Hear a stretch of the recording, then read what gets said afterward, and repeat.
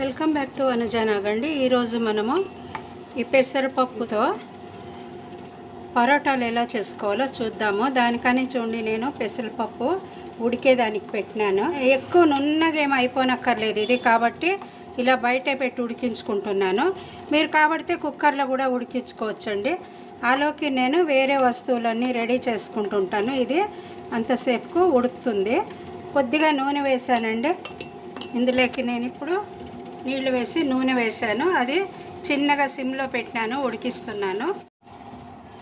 పరోటాలు చేసుకోవడానికి గాను ఆ పిండిలోకి వేసి కలుపుతా అండి. ఇది కొత్తిమీర ఇంత తీసుకున్నాను, ఓ 4 పచ్చిమిర్చి తీసుకున్నాను, తర్వాత ఒక పెద్ద ఉల్లిగడ్డ, 2 చిన్న క్యారెట్లు తీసుకున్నాను. ఇవన్నీ ఇప్పుడు క్యారెట్లు తురుముకుంటాను. ఇవన్నీ తరిగి పెట్టుకుని తర్వాత చూపిస్తాను మీకు. ఈ పప్పు బాగా ఉడికిపోయిందండి. దీన్ని ఇప్పుడు మనం ఈ జల్లెడలోకి వడబోసేసుకుందాము. చూడండి, ఇది ఇందులోకి వేసి వడబోసి నీళ్ళు ఇలా కిందకు వచ్చేస్తూ ఉంది. దాన్ని మనం పిండి కలుపుకోవడానికి వాడదాము, వేస్ట్ చేయకుండా. 2 కప్పులు గోధుమ పిండి తీసుకున్నానండి నేను. మీకు కాబడితే మీరు మైదా కూడా తీసుకోవచ్చు. నేను గోధుమ పిండితోనే చేస్తున్నాను. దీనికి ఓ 3 స్పూన్లంతా రవ వేసుకుందామండి. వేసి బాగా మనము దీన్ని కలుపుకోవాలి. చిరోటి రవ ఇవి కూడా వేసి కలుపుకుందాము. తర్వాత ఇందులోకి క్యారెట్ వేస్తున్నాను, ఉల్లిగడ్డలు, కొత్తిమీర, తర్వాత పచ్చిమిర్చి ఇవన్నీ కూడా సన్నగా తరుక్కున్నానండి. ఇవన్నీ కూడా వేసి కలిపేస్తాను. తగినంత ఉప్పు వేస్తున్నాను.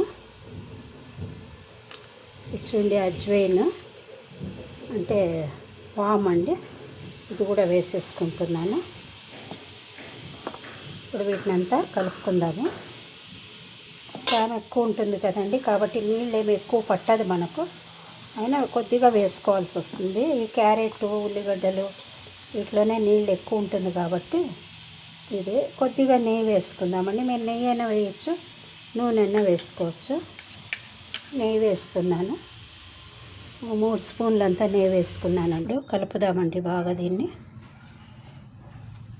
1 కప్ అంతా నీళ్ళు తీసుకున్నాను. ఫస్ట్ సగం కప్పు వేసి కలుపుతాను, చాలకపోతే మరి వేసుకుందామండి.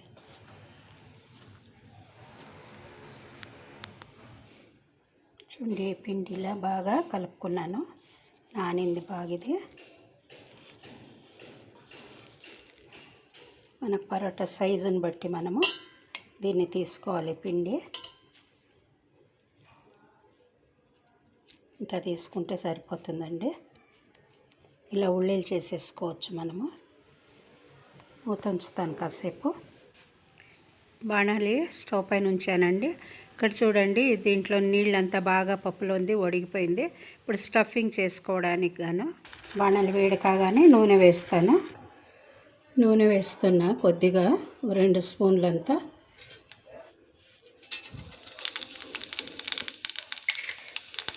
ఇప్పుడు కొద్దిగా జీలకర్ర వేసాను.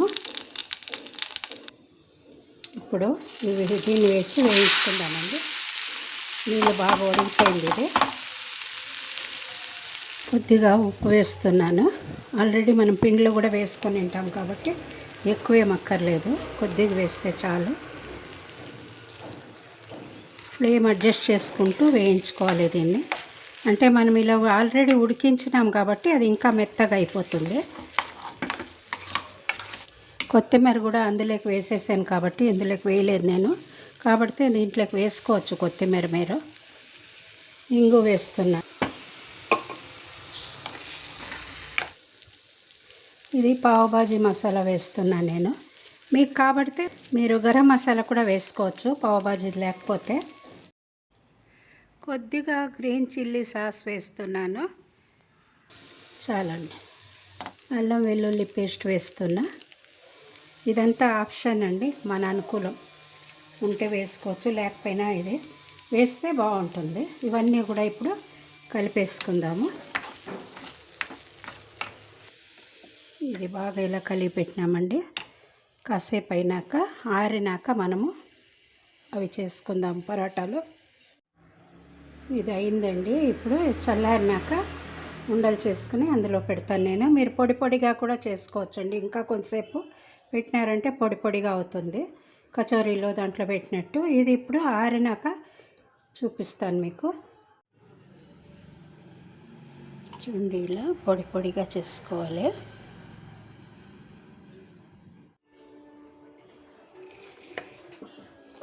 చూడండి, ఇలా పిండినంతను ఇలా చిన్న చిన్న ముద్దలు చేసేసుకుందాము.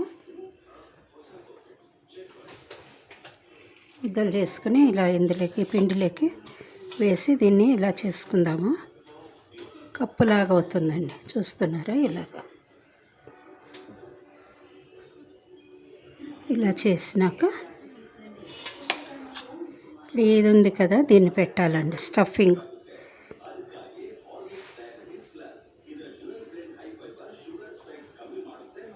మీకు ఎంత కావాలో అంత పెట్టుకోవచ్చు, దాన్ని బట్టి సైజుని బట్టి చేసుకోవచ్చు.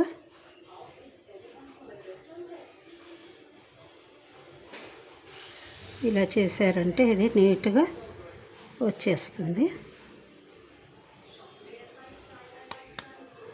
చూడండి ఎంత బాగా వచ్చింది. ఇప్పుడు ఇలాగంటే నేను పెద్దగా చేస్తున్నా, మీరు ఇంకా చిన్నగా కావాలంటే చిన్నగా చేసుకోవచ్చు. కౌంటర్ టాప్ మీద చేస్తున్నాను నేను, అది మీ కన్వీనియంట్ అండి.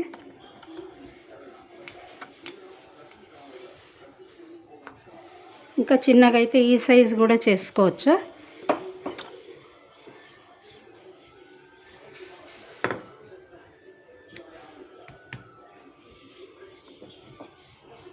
ఎడ్జెస్ అంతా బాగా రావాలండి ఈక్వల్గా, లేకపోతే ఎడ్జెస్ లా ఉంటే బాగుండదు తినడానికి. సగం తినేది సగం పారేసేది అవుతుంది కదా, అలా కాకుండా క్లీన్గా అంతా కూడా ఫుల్ ఒకటే సైజ్ చేసుకున్నామంటే బాగా వస్తుంది. ఇది ఇలా అయింది. ఈ పక్కన చూడండి పెంచి పెట్టుకున్నాను స్టవ్ పైన. నేను స్టవ్ ముట్టించినాను, వేడి కూడా అయింది ఇది. ఇప్పుడు ఇందులో వేసుకుందాం దీనిపైన. అది అయ్యేటప్పటికి ఇంకోటి కూడా రెడీ చేసుకోవచ్చు మనము.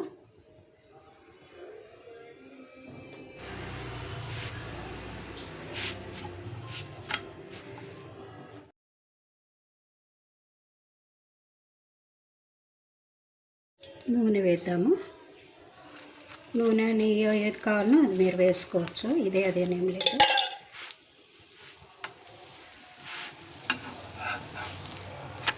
చేత్తో సరి చేద్దామండి. ఇది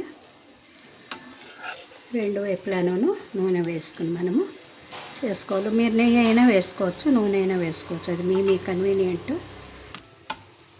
ప్రోటీన్స్ ఎక్కువ ఉంటుందండి ఇది, ఆరోగ్యానికి కూడా చాలా మంచిది. మీరందరూ కూడా ఖండితంగా చేస్తుండి. పరోటాలో ఇలా మూంగ్ దాల్ పరోటా అంటే పెసరపప్పుతో పరోటా చేసుకున్నామంటే ప్రోటీన్స్ కూడా దండిగా ఉంటుందండి. మనకు డిఫరెంట్గాను ఉంటుంది, తినడానికి బాగుంటుంది. ఇది అయిపోయిందండి. ఇప్పుడు పక్కన ఉంచుకుందాము. ఎలా పొంగుతూ ఉంది ఇది బాగా.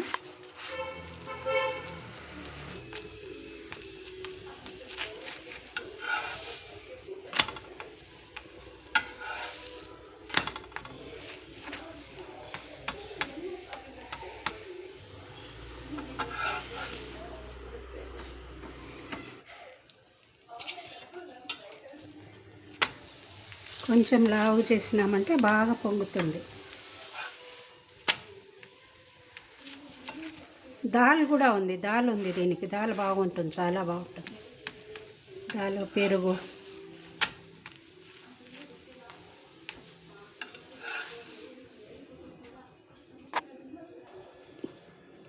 చూడండి. మన పెసరపప్పు పరోటాలో అయిపోయినాయి. ఇందులో 4 ఉంచాను నేను. మనకి ఎన్ని కావాలో అన్ని చేసుకుని పెట్టుకోవచ్చు కదండి. ఇది పెరుగు పెట్టుకున్నాను, మీరు కావాలంటే దీన్ని పోపు వేసుకోవచ్చు, లేకపోతే అలాగే తినచ్చు. ఇది నేను దాల్ చేశానండి, దీనికని పరోటాకని. అది మరి పచ్చడి, ఇవన్నీ పెట్టుకుని తిందాము. మీరందరూ కూడా రండి. ఈ పరోటాలు మీకు నచ్చినాయంటే లైక్ చేయండి, షేర్ చేయండి. కొత్త వాళ్ళు అయితే సబ్స్క్రైబ్ చేయడం మర్చిపోకండి. Thanks for watching my video అండి.